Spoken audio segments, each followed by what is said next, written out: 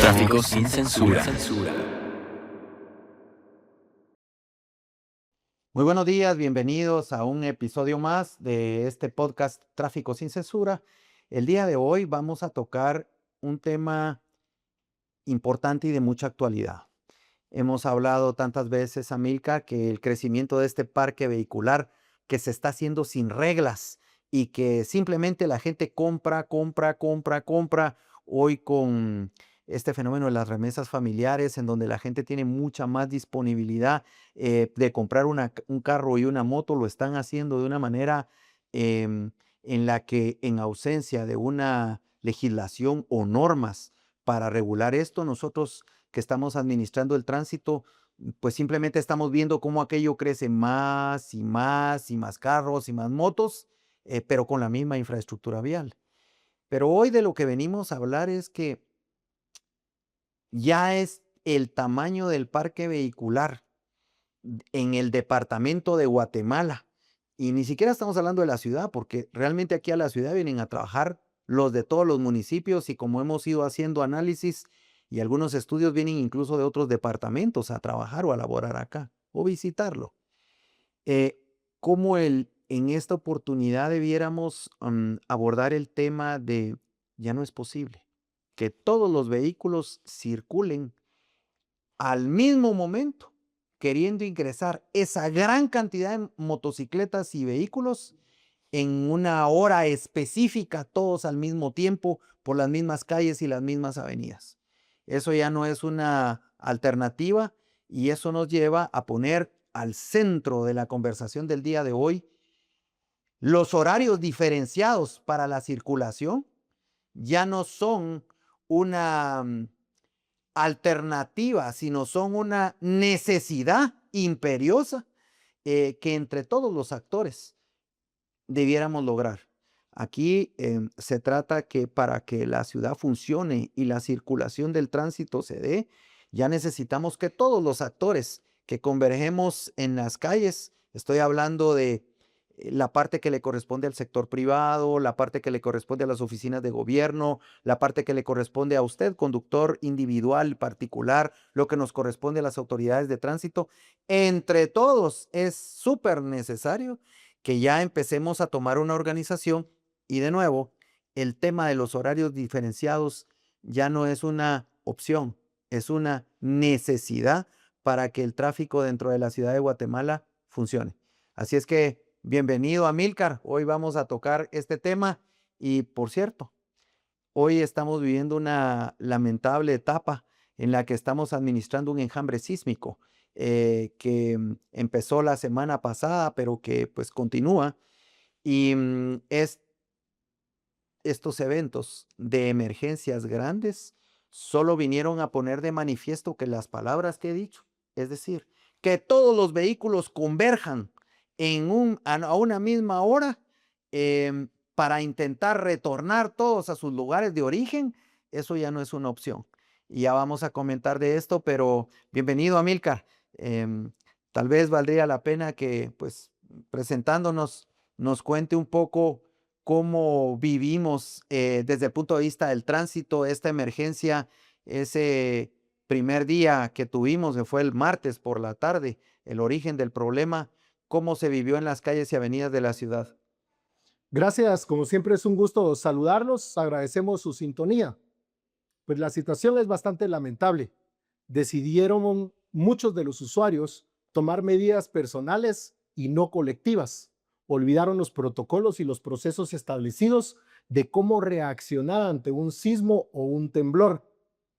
Muchos de los usuarios salieron de manera apresurada y quedó en evidencia que la ciudad de Guatemala sigue siendo una ciudad de oportunidades. Y me quiero referir a esto porque todos los días en la ciudad de Guatemala permitimos que ingresen 750,000 y 800,000 vehículos de manera diaria. Vienen acá a la ciudad los usuarios, los vecinos, vienen a trabajar a la ciudad y por la tarde-noche evacúan. Pero en este momento de emergencia, en cuestión de 10 minutos, empezaron a evacuar todos los edificios para salir a un punto de reunión. pero muchos de los usuarios lo que decidieron es bajar a los sótanos de los edificios, irse a los parqueos, sacar su vehículo y tratar de apresurar la marcha hacia las vías departamentales, cuando lo que existía era una alerta, era un punto o un momento Y crítico para la mire, movilidad. me da pie para mencionar, porque han estado preguntando los medios de prensa y las personas, mire, pero ¿qué es lo que está previsto en el protocolo? Ya le explico. Lo que hemos venido repasando, este protocolo que se implementó y que se discutió con el señor alcalde, con los miembros del Consejo Municipal, lo que marcaba es, en el momento del sismo, lo que hay que hacer es esperar que el sismo ceda y para no bajar o evacuar cuando hay movimiento, porque ahí es donde se producen las lesiones, la gente se cae. No, buscar un lugar seguro dentro del área y una vez que se calme, precisamente para evitar las réplicas que hoy sí tuvimos, buscar evacuar al lugar predefinido en el plan de respuesta laboral o el plan de respuesta familiar que se haya creado.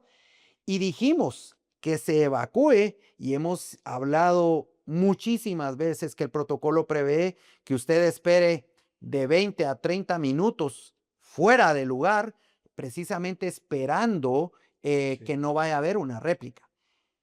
Dijimos que era prohibido bajar a los sótanos, utilizar elevadores, precisamente porque son los lugares más inapropiados para un momento en el que hay sismicidad. Pero además también dijimos que no debería las instituciones ni las empresas permitir la salida de sus trabajadores hasta que nos cercioráramos del estado de las vías y del estado de los puentes, porque ni modo que le estamos permitiendo la salida a la gente a un lugar donde pueda causarse un problema más grande. Y sin embargo, aquí no nos dieron ni siquiera esa oportunidad, sino que la histeria nos dominó y todo mundo de regreso, y vimos que finalmente no hay posibilidad de regresar si todos convergemos. Imaginemos que esto se hubiera dejado una secuela de soterrados, fallecidos y demás. ¿Por dónde hacemos circular las ambulancias si todo mundo está intentando hacerlo? Pero yo no sé si a usted le pasó, pero en los lugares, a mí me tocó evacuar en la zona 10 y vi que esa parte, digamos, sí me alegró ver que ya tantas repeticiones de ejercicios de simulacros, ya esa parte de la evacuación hacia lugares que se predefinieron, aquí en la diagonal 6 de la zona 10, yo sí ya vi que esa parte del ejercicio ya salió. Sí. No funcionó bien esto otro. Pero llegaron a los puntos de reunión. Pero llegaron a los al área puntos que de está reunión. marcada. La parte donde fracasó este intento fue en que los gerentes, las empresas, el sector público dijo que se retiren, y en ese punto esa parte no siguió lo que nosotros hemos definido. De hecho, nosotros activamos a la Cámara Guatemalteca de la Construcción porque ellos son los que hacen la revisión de los puentes para ver que esté en un estado saludable, por ejemplo. Pero no había por dónde pasar, entonces los ingenieros estructurales no lograban llegar a los lugares y por supuesto ya la gente estaba, pero le decía, no sé su experiencia, pero yo oí por lo menos unos, no menos de media docena de comentarios ahí donde estaba con la gente evacuada. ¿Sabe por qué la gente quiso regresar toda? Porque todos los que estaban afuera decían, mi hijo, la casa, no dije. Es decir, todo el mundo confesó que no tenía planes familiares de respuesta. Es decir, que estaba trabajando, pero que su casa no sabían cómo responder. Y como lo hemos hablado hasta la saciedad, por favor, si hay un sismo, si se llega a generar algo mayor en horario laboral, usted va a estar trabajando en las oficinas y sus hijos van a estar en otro lado. Y por eso es necesario que estos temas se toquen en familia y finalmente hay un plan familiar de respuesta. Entonces, no sé, por esa media docena de comentarios que yo recibí, que quizás usted recibió algunos, era como un cargo de conciencia de mi casa está sola y yo no la he preparado. Y la consecuencia de eso fue entrar en un tema de tengo que ir por la familia a la que no preparé. Y nosotros recibimos todo el tráfico. Yo no sé cómo lo vivió usted en el área donde usted estaba. Bueno, en general, lo que sucedió, tal y como lo mencionaba, que en 15 o en 20 minutos Las vías principales colapsaron, fue un desorden total. ¿Qué sucedió? Olvidamos que tenemos que darle prioridad, por ejemplo, a los niños y niñas en las escuelas. Olvidamos que las salidas de las emergencias de los hospitales tenían que estar libres. Muchos de los usuarios ya no dejaron pasar a las ambulancias y estábamos recibiendo noticias, información y solicitudes porque los elevadores con este tema de la tecnología tienen un sensor. Cuando hay un movimiento telúrico, el elevador automáticamente se detiene y había muchas personas atrapadas en elevadores. Gente que bajó 7, 8, 9 y 10 niveles en sótanos para poder ir a traer su vehículo y evacuar la ciudad. Pero muy en especial, producto de que hubo después réplicas del temblor, muchas personas empezaron a saltarse los arriates, se fueron contra la vía, no le dieron prioridad a los bomberos y en muchas situaciones se pasaban los semáforos en rojo causando inconvenientes. ¿Con qué se fueron a topar los automovilistas al evacuar la ciudad? Un derrumbe medianamente impactante en la salida de San Cristóbal, otro derrumbe en la vía alterna del sur. Y nosotros estábamos preocupados porque sectores como Carretera El Salvador se empezaron a topar, el área de la Calzada La Paz y nuestros agentes tratando de señalizar todos esos tramos porque son puntos de erosión y puntos donde pudieran haber derrumbes. Algo muy importante y que debemos de tomar en consideración es que sí debemos retomar en este momento, en base a esa experiencia, las acciones a seguir ante un posible sismo de gran magnitud. Puntos de reunión. Volver a evaluar, por ejemplo, el plan personal o plan familiar ante un temblor. La otra situación es que debemos de tomar medidas que vayan encaminadas a proteger a la colectividad. ¿Cómo es posible que habiendo un sismo, habiendo un temblor, queramos usar los puentes, los pasos a desnivel o los viaductos que en algún momento por el movimiento telúrico pueden sufrir un daño y quedar atrapados en esas conexiones? Y fíjese que hemos hablado, Amílcar, que cuando se llega a sobresaturar el Boulevard Liberación, que hemos hablado tantas veces, que es la columna vertebral del circuito, que le da fluidez a norte, sur, este y oeste. Cuando el Boulevard Liberación y la Roosevelt se llegan a saturar, ya no hay forma de hacer que esto funcione, que fue efectivamente lo que nos pasó. Hablábamos de la gente quería que tuviéramos nosotros una reacción. Hemos repasado tantas veces esto, pero vamos a ver. Recuerdo que dentro de las acciones por radio intentábamos regular los tiempos de semaforización porque ante la cantidad de gente que había queriendo circular, estábamos intentando sobre la marcha ver si lográbamos con los tiempos de semáforo administrar esto algo mejor, dado el desborde que teníamos con todos nuestros agentes presentes. Pero recuerda usted que en este punto los cruces de intersección, los bloqueos de intersección se dieron a la orden del día. ¿Usted cómo vio esa parte? Sí tuvimos la invasión a los cruceros, que es un tema que hemos estado trabajando últimamente. Tuvimos otros inconvenientes de vehículos que se fueron contra la vía y muy en especial el hecho, y quiero recalcar esto, de no cederle el paso a los bomberos en el momento de la emergencia. Aquí no se trata de responsabilizar a las personas digamos, de manera indiscriminada, sino lo que estamos haciendo es informándole para que tome conciencia. Es momento de analizar qué fue lo que hicimos, cómo podemos mejorarlo. Incluso nosotros durante esa jornada de emergencia elevamos drones y tenemos información donde detectamos cuáles son los puntos críticos. Es decir, nosotros también tomamos esa experiencia y ahora en el momento de una emergencia movilizamos personal para esos puntos que son álgidos para poder seguir respondiendo ante un tema de movilidad. La otra situación radica en que en algún momento los usuarios deben estar totalmente preparados y deben considerar lo siguiente. Hay un protocolo establecido después de un temblor y un sismo, y usted lo mencionaba muy atinadamente. Debemos de hacer un compás de espera. No debemos de salir de manera inmediata a las vías vehiculares porque tienen prioridad las escuelas, los hospitales, las personas de la tercera edad, los vehículos de emergencia. Nosotros empezamos a sacar todo el transporte pesado o todo el transporte colectivo hacia las vías departamentales para que de esta manera quedaran libres los tramos. La otra situación, es que nosotros tenemos un personal de emergencia. Cuente con ellos. Estamos totalmente preparados y creo que algo muy importante es esa preparación que hemos tenido desde la administración de las vulnerabilidades y emergencias, que hoy por hoy nos dan la razón. Sí, activa esa actividad y, por cierto, licenciado, tuvieron un trabajo bastante intenso desde el punto de vista de la prevención. Sí, para nosotros, hoy estos sistemas de alerta temprana que se han implementado en la ciudad, este tema de las sirenas, que hoy este sistema de las sirenas ya funciona con un sensor que activa a partir de cierto momento las sirenas.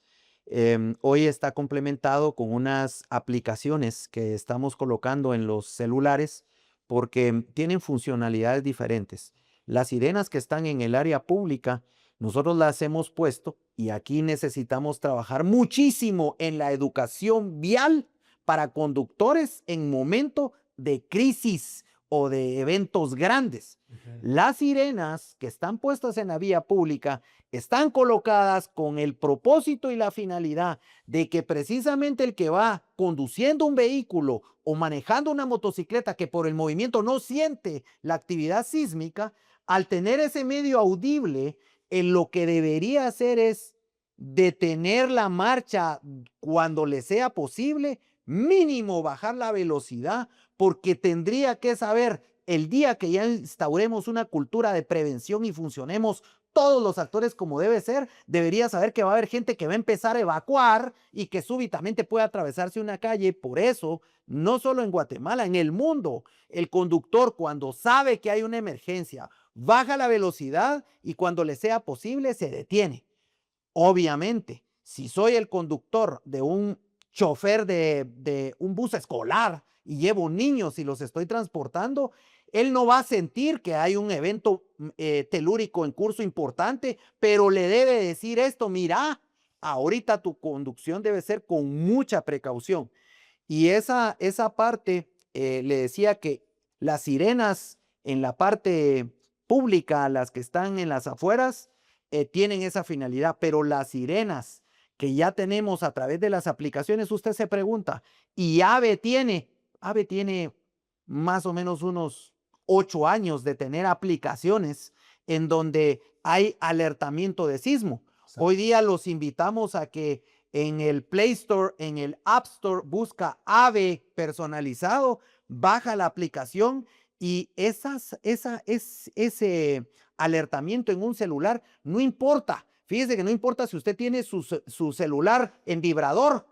De todas maneras, por la aplicación, cuando haya un sismo, que ese fue pensado para los sismos de madrugada, ahí donde estamos durmiendo, donde toda la familia está con la guardia baja, suena como que fuera una sirena y lo que le está avisando, porque nosotros lo dejamos programado, no para que suene por cualquier tipo de sismo, sino lo dejamos programado para cierta intensidad. Sismos de cierta intensidad. Entonces, va a activarse si el sismo fue sensible en la ciudad de Guatemala, porque los sensores están colocados, por supuesto, en distintos lugares, pero en la ciudad de Guatemala. Entonces, puede ser que haya un sismo muy fuerte en Puerto Barrios, por ejemplo, pero que no haya sido sensible en Ciudad de Guatemala con la intensidad necesaria para activar.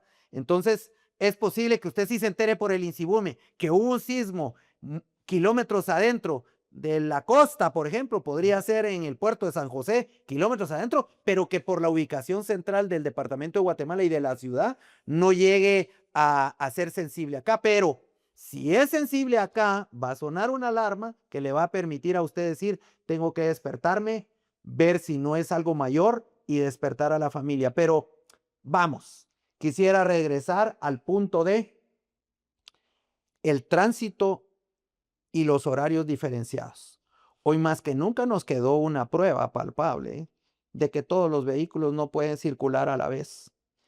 Y en este sentido hemos estado trabajando muchísimo para tratar de impulsar este proyecto que hemos denominado Súmate, para tratar de que todas las empresas, el sector público, logremos hoy sí, de una manera tal vez que no nos hubiera gustado que fuera así, pero ya se demostró que para que funcione y circule el tránsito, necesitamos que no todos entren a trabajar en los mismos horarios. Y no se trata de que sean horarios escalonados tan distanciados y tampoco se trata de imponerle algo a alguien, sino que cada quien sabrá cuál es la mejor manera. Pero, por ejemplo, en las universidades, que logremos tener que las universidades ingresen con diferencias de media hora, ya nos permite a nosotros partir los flujos Sí. en partes y darle una administración para que funcione mejor. Lo mismo en los centros educativos. Quizás no estamos hablando de complicar la logística de los papás y los trabajos, pero media hora de diferencia, para los que tengan posibilidad, una hora de diferencia, sí haría un cambio en lo que nosotros tenemos que trabajar. Por lo tanto, el horario escalonado como tal, finalmente es una cuestión de eficiencia vial y es lo que tratamos de realizar. Finalmente es prevención, finalmente es orden. Mientras más orden, más seguridad para todos los usuarios y todos los vecinos. Creo que es momento de reflexionar y ver que en este instante nos ha quedado una prueba fidedigna de que los horarios escalonados son necesarios dentro de la ciudad. Bueno, vamos a seguir avanzando en la implementación de estas medidas, en donde debemos participar todos poniendo la parte que nos toca, a seguir concursos de educación vial, ahora no solo en manejo defensivo, sino manejo defensivo y, digamos, preventivo en el momento de un gran evento, una catástrofe o algo que me pudiera sorprender manejando un vehículo y una moto. Los invitamos a que nos siga acompañando. Vamos a tocar temas como estos que son sumamente interesantes e importantes para todos en este su podcast Tráfico sin Censura. Tráfico sin censura.